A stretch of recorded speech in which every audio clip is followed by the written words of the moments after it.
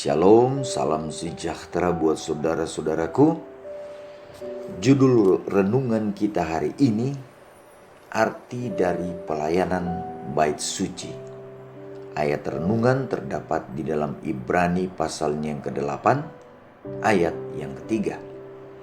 Sebab setiap imam besar ditetapkan untuk mempersembahkan korban dan persembahan.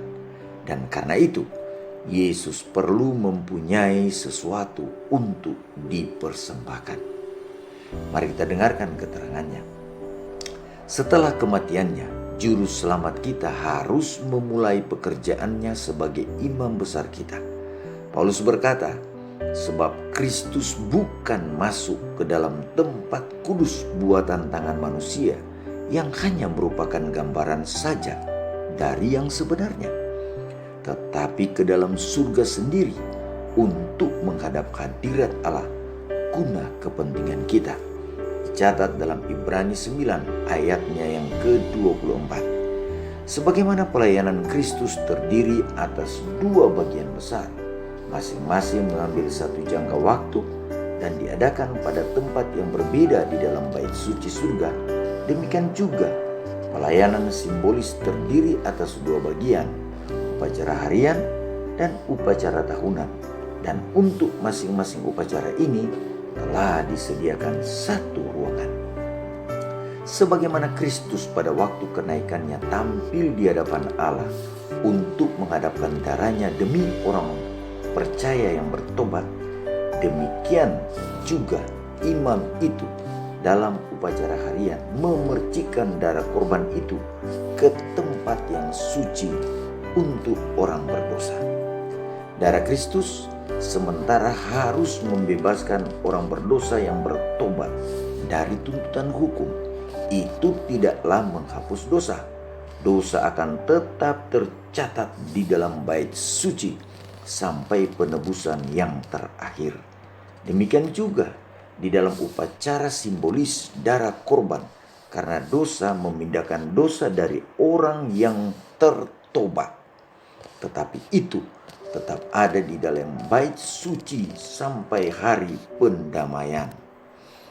Pada hari besar itu, di mana pahala yang terakhir diberikan, orang mati akan dihakimi menurut perbuatan mereka berdasarkan apa yang ada tertulis di dalam kitab-kitab itu.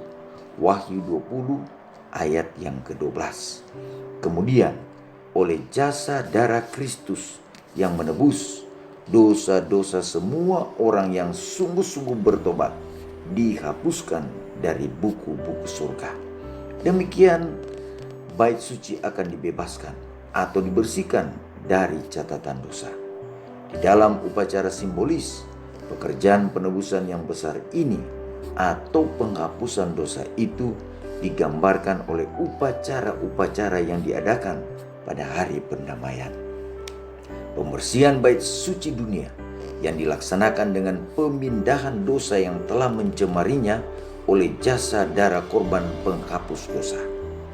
Sebagaimana di dalam penebusan yang terakhir, dosa-dosa orang yang bertobat dengan sungguh-sungguh itu dihapuskan dari catatan surga, tidak akan diingat lagi atau terlintas kepada pikiran.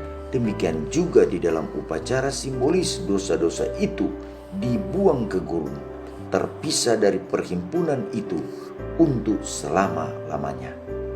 Oleh karena iblis adalah makhluk yang memulai dosa, biang keladi segala dosa yang telah menyebabkan kematian anak Allah, maka keadilan menuntut agar iblis menanggung hukuman yang terakhir.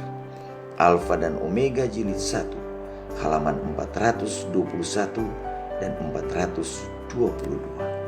Doa kita hari ini, terima kasih Tuhan.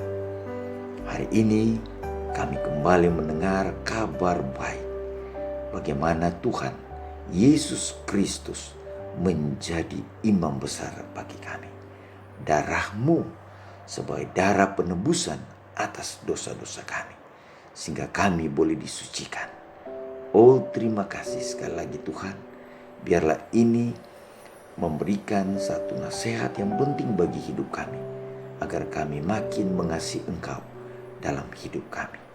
Terpujilah Engkau Tuhan untuk kasih-Mu yang besar lewat penebusan yang Engkau telah buat bagi kami. Kami persembahkan doa ini hanya di dalam nama Tuhan Yesus, nama yang indah, Tuhan dan Juru Selamat kami. Amin. Terima kasih saudara-saudara sudah mendengarkan renungan kita hari ini. Tuhan Yesus memberkati. Shalom.